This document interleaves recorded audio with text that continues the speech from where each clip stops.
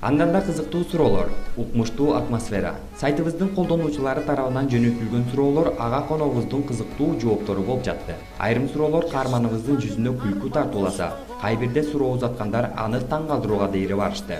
Мисалы Жаку деген колдонуучубуз казак композитору Алтынбек Корозбаев муздак менен концертке келип, бегиним баатыр экен. Болбосо уулуң мага окшогон, мен да ага окшоном. Кара аяр көзүнө карай албай томсором. Ээрчитип эми жүрөсүң уулуңду сен мага окшогон деп келин баладан коркпой ыр жазып салды деген эле. Чын эле Фарида жеңе ушулардан соң дегеле Борбеевдин шедеврлигинен эмне дейт болду экен. Же сиздин бул деген чыгармада деген сөзүңүзгө муюп отуруп калабы деп жазган. Уулуң мага окшогон, мен да ага окшоном. Алтынбек Корозбаев өзү деле батыр экен. Жеңе өзүдөн коркпой эле ушуларды өзү казакча ырдап жүрөт азыр Казакстанда. Анан кийин баягы бул деген чыгармады деп койсо, Фариданын жана тишени отуруп калабы дегендей суроосуна кандай деп жооп берсем, мен албетте баардык эле нерсеге баардыгына эле мындай туура түз мамиле кылат, баардыгын эле ой кокуй бул чыгармаңда деп айтат дегенде мен алысмын. Албетте баягы аял кишини чын айтканда эч көндүрө албайт кезиң бул чыгармада деген сөзгөчү. Албетте суроолор пайда болот. Бул эмне жөн эле чыкты эле, ал бул мындай баардыгын териштирип бүтпөйүнчө мындайча айтканда жан тынбайт да. Ошону айтайын дегем, ал деле адам, ал деле бир убакта кызганса керек, ошон үчүн андай Таарынбайбы деп да. кергесте таарынып, анан кийин мен түшүндүргөндөн кийин анан таарыныш жазылат да. Перика деген колдонуучубуз жазыптыр. Эмне үчүн аялыңыз гезитке чыкпайт? Аны да көргүбүз келет дептир. Эми мен аялым гезитке чыкчудай ал ырчы эмес. Ал бир чыгармачылык иш эмес, ал бир популярдуу адам эмес. Ошондуктан ал мен жеке жашоом. Мен ал өзүм үй бүлөмдү дегеле бул эме жакка аралаштыргым келбейт. Анан баягы көрүп жүрөбүз да, баягы кээ бир артисттер баягы аты чыккандан кийин тайне таятасына чейин алып келип гезиттерге чыгарып, телевизорлорго чыгарып анан мен ошондойлор туура эмес көрөм. Бул менин жеке оюм да, мен бирөөгө мына багыштаган байлап эме кылгым келбейт. Ошон үчүн мен жашоом үй бүлөмдө жеке жашоом, бул менин жашоом. Ал эми сахнадагы Бекборбиев, ал өзүнчө Бекборбиев. Ошон үчүн Бекборбиев менин жашоомо кийлешпесин деп айтат элем да. Перика деген колдонуучубуз жазыптыр. Алыстан караганда эч кимди теңи албаган адамдай көрүнөт экенсиз дейт. Үйүңүздө да балдарыңызды жана жубайыңызды урушуп койчу жайыңыз бар болсо керек дейт. Мен ойлойм, колуман келишинче туура тарбия бердим, кергесте катуу айтып, кергесте баягы чымчып коюп дегендей. Мен ойлойм, бала деген ошондой тарбия алыш керек. Мен өзүмдүн түшүнүгүм боюнча жеткен акылым, мен атаман алган тарбиям ошондой болгон да. Анан мен бирөөнү теңине албагандай болуп көрүнгөнүм боюнча мен дагы айтып кетем. Мен өзүм кыялым, мен өзүм ошондой. Бул нерсени мен көп жылдардан бери айтып келем. Өзүм бул менин кыялымды, эмемди билиш үчүн мен жакындарымдан сураш керек да, мен өзүм айтпашым керек. Мен мындаймын, тигиндеймин деп айтканды да жаман көрөм. Ошон үчүн мен айтарым бир гана нерсе, ошол сайпан эмесмин, кызтек эмесмин, жарым кыздарга окшоп жанагынтип сүйлөгөндөр, балдарды даже жаман көрөм. Жигит болгондон кийин толук арча чайнап, тоо булагынан ичип жүргөн балдардай ошондой баягы карсылдаган, кыргыз дегенде жанын бере турган жигиттерден болуш керек деп ойлойм. Анан кийин мен походкам бирөөгө жакпаса, сүйлөгөн манерам бирөөгө жакпаса, мен айнайм, бул менин проблемам эмес. Ошо кишилердин өздөрүнүн проблемасы. Мен буга көңүл да бурбайм бул маселеге. Эми тоготпой коюш, мен мисалы үчүн сөзсүз түрдө баардыгын тогото турганга мен милдеттенме алган эмесмин. Мисалы үчүн мен бирөөнү эмне мени тоготпойсуң деп мен капа болбойм ага. Мисалы үчүн менчи, мисалы үчүн көчөдө бирөө кетип атса, ал мени эмнеге тоготпойт деп мен сөз да кылбайм. Эгерде мен кыйын болсом, тоготпос ошондой эле кыйын болсом, ал кыйындыгым өзүмө, ал мен өзүм менен кетет, өзүм менен калат дейм. Анан эркек киши сөзсүз сөгүнүп сүйлөшү керекпи? Дегеним сизди аябай сөгүнүп сүйлөйт деп уккам дейт. Сөгүнүп сүйлөйм, керектүү жерденчи. Мен айтып атпайм, мен тарбиям, жаш кезимен өскөн жерим, чөйрөм ошондой болуп чоңойгон. Мен баягы абдан маданияттуу бир ак сөөктөрдүн арасында бир галстук тагынып алган жерде чоңойгон эмесмин. Эми бул балким менин баягы кемчилдигим болсо керек, ошо сөгүнүп ошондой болгончу. Албетте, азыр аракет кылам, өзүм ошондой баягы сөгүнбөй жүргөнгө, мындай өзүмдү маданияттуу кылганга албетте тартып, түзөлүп дегендей. Албетте жанагы бир эмоционалдуу убактар болуп калганда дагы карман албай калып, бергиси сөгүнүлгөн кездерде болуп калат. Бирок ушу жашка келип, ушунча сахнада жүрүп, сахнада бир сөгүнгөн жокмун. Мисалы үчүн ата-энемдин алдында сөгүнбөйм. Ошо мактана турган жерлерим ошол да. Б. Гүлнара деген кыз. Бул жашоодо эмнени уктуңуз эмнени уттурдуңуз дейт. Арманыңыз барбы дейт. Мен бир ырым бар да. 27 жашында жазгам. Жаштык жөнүндө. Ай жаштык, жаштык ай дегенчи. Ошондо мындай деген сөздөр бар да. Бул ырды мен азыр ырдасам деле актуалдуу да мен үчүн.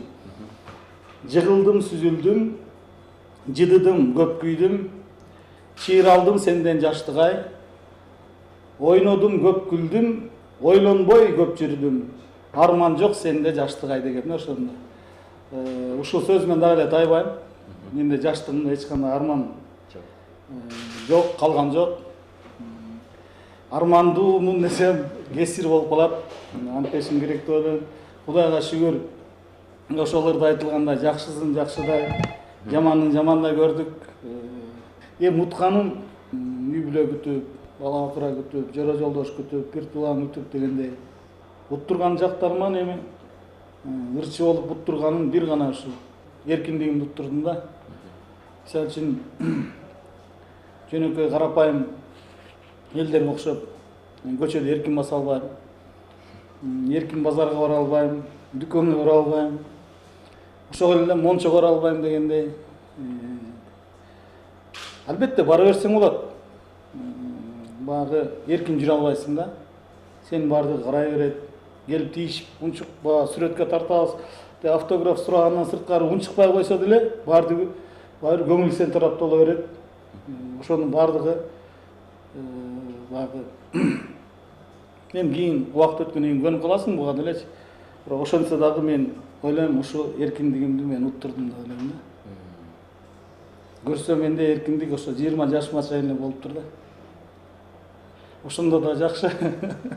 10 жашымдарда чыгып алганда таптакыр эле эркиндикти көрбөй албайм. Жаку деген колдонуучубуз Бекбайке аккордеон Чалтынай Нарбаева аккордеонум менин байлыгым деп жүрөт. Сиз үчүн аккордеон эмне дейт? Мен ойлойм, аккордеонум менин досум деп ойлойм. Кандай досум болсо дагы эң көп сүйлөшкөн досум, көп кучактаган досум аккордеон да меники.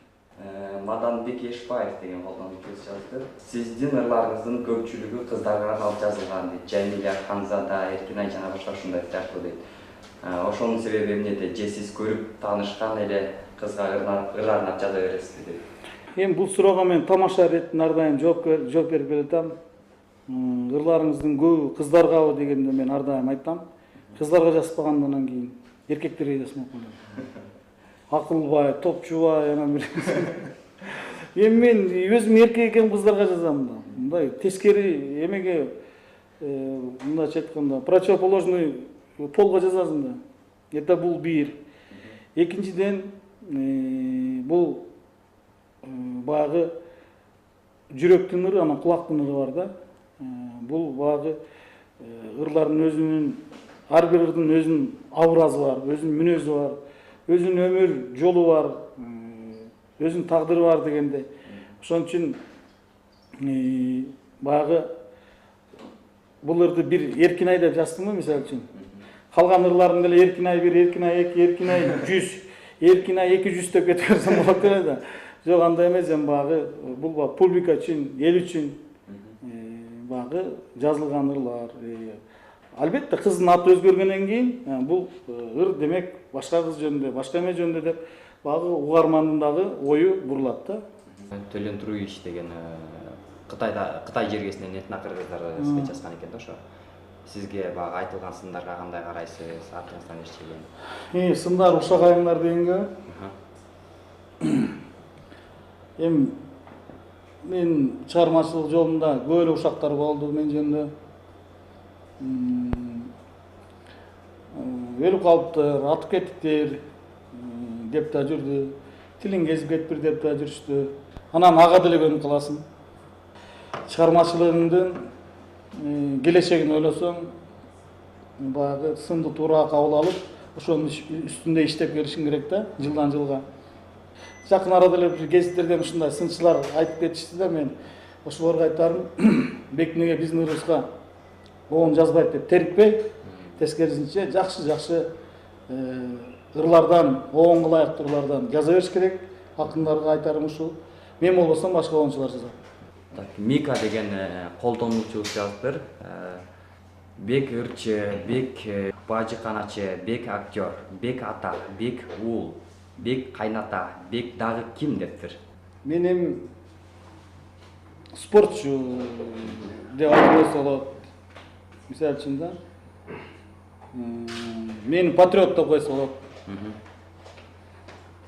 Мени да мисалы үчүн айтканда жөн эле толук жигит деп койсо болот да.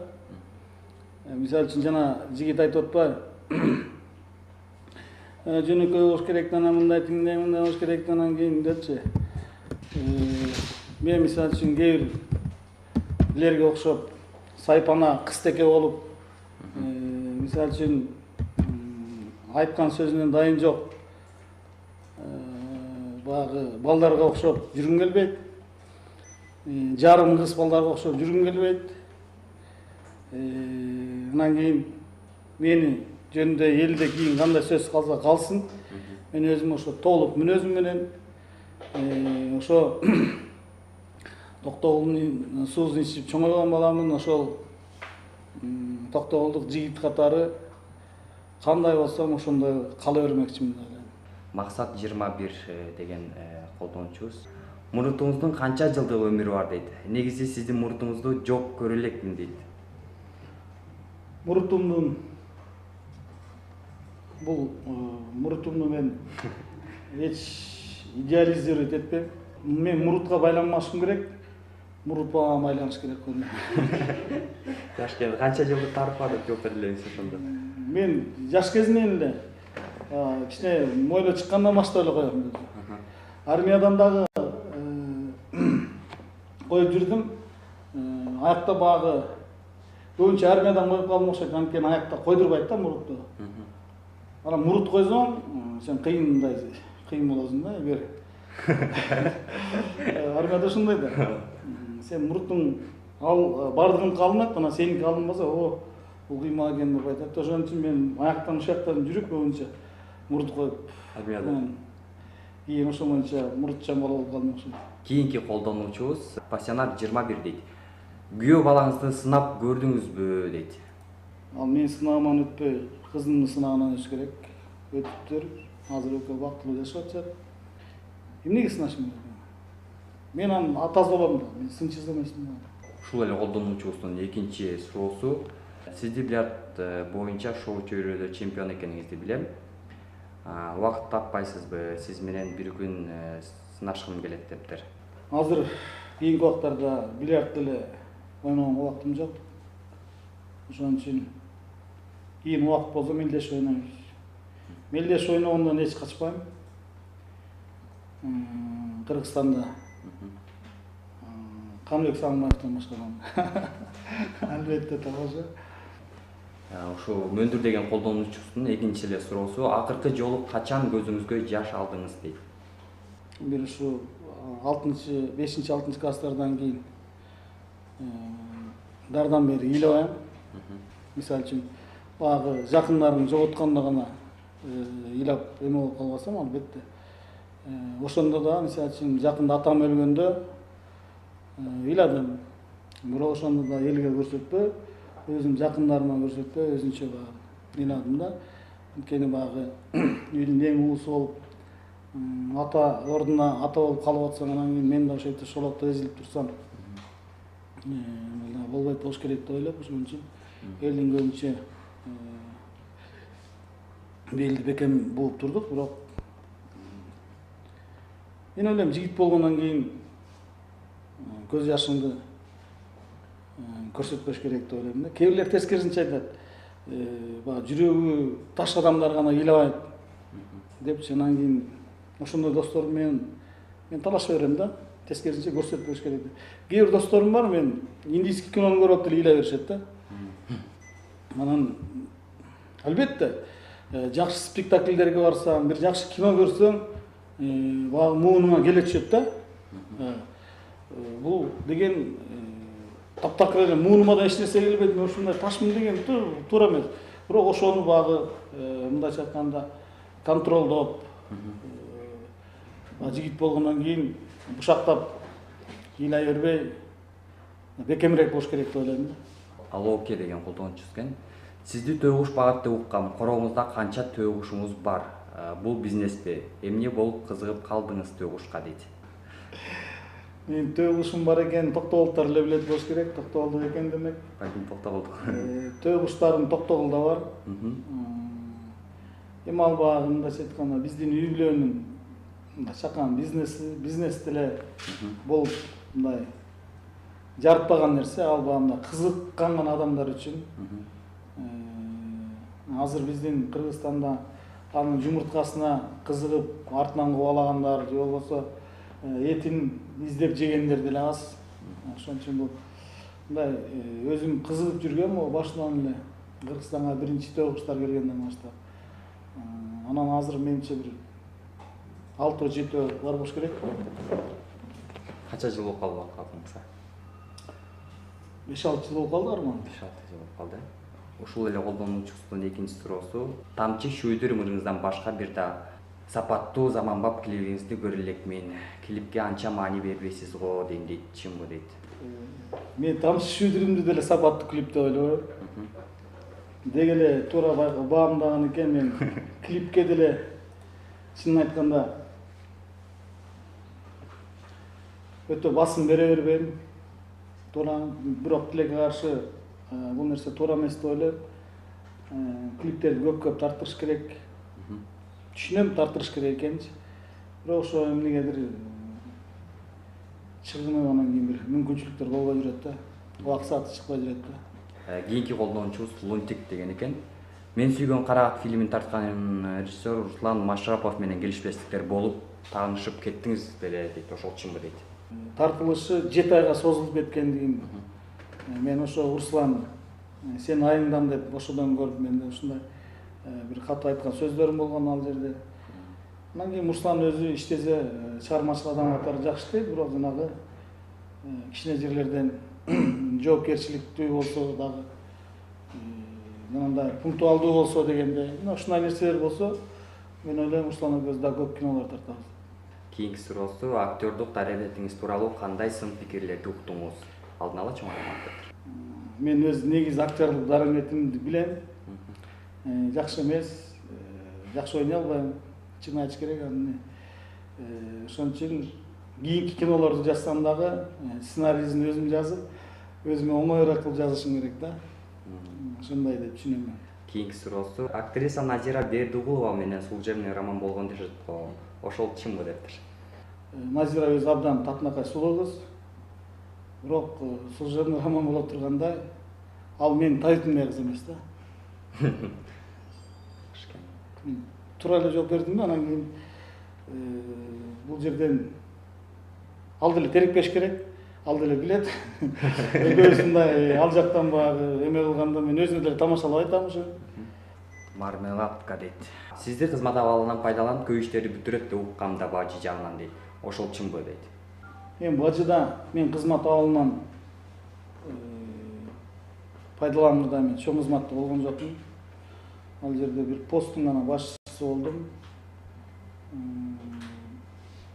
Өмүрүмдө мындай мамлекеттик чоң кызматка келгеним азыр кыргыз патентке келгеним болду да. Мен бажыда чын айтканда каалаган күндө дагы колумдан келбейт эле эч нерсе. Бүгүн башкача бол деген чыгармаңыз эмне үчүн кандай абалда жазгансыз? Бул суроолор каяктан алышып атасың, эмеге бир форумга берип, ушундай да ыр жасасың дегендер болот кээ бирлерчи. Бирөөлөр ой коку ушул эң укмуш ырың ушул экен дейт да. Кээ бирлер бул ырың уят экен дейт.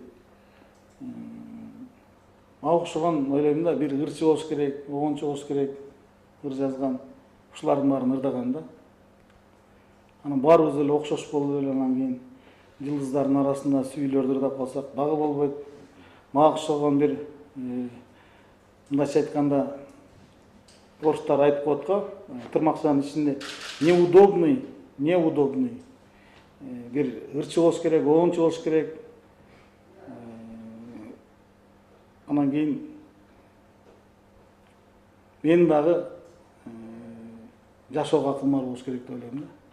Биздин дагы убакыт аягына келип жетти окшойт. Суперинфо бийлесинин окурмандарына, супер стандарттарга, өзүбүздүн көрөрмандарыбызга каалоо тилектериңиз бар чыгар. Чоң рахмат. Мен бүгүн чын айтканда абдан кубанычтамын. Телефон менен абдан сүйлөштүк. Өзгөчө бул форум менен да өзгөчө сүйлөштүк. Мен мынча суроо болот деп ойлогон эмесмин. Мен айтканда чын айтсам азыр чарчап калдым сүйлөп. Мен мынчалык бир күндө мынчалык сүйлөбөйм мен жумушта дагычы. Мен бир жумалык сөзүмдү сүйлөп койдум окшойт. 2-3 сөз менен эле түшүндүрөм мен жумушта делечи. Көп сүйлөгөндө жаман көрөм, бирок бүгүн ушунчалык багы жакшы суроолор келиптир. Ошон үчүн сиздердин да жамаатыңыздарга, эмгек жамаатыңыздарга ийгиликтерди каалайбыз. Ишиңиздер ийгиликтүү болуп, зоболоңуздар бийиктеп, ушундай бизге окшогон чыгармачыл адамдар менен ыр көрөрмандардын ортосунда көпүрө болуп жүрө бериңиздер. Ал эми биз мына ошо татыктуу болуп, иштерди кылып, эмгектенип, биз дагы аман бололу. Сиздин дагы түз эфирге убактыңызды бөлүп келип бергениңизге чоң рахмат. Мындан ары чыгармачылыгыңызга албан ийгиликтерди каалап. Рахмат. Бек мырзаны алгач түз байланышка чакырганыбызда 1 саатка эле убактым болот деп макулдугун берген.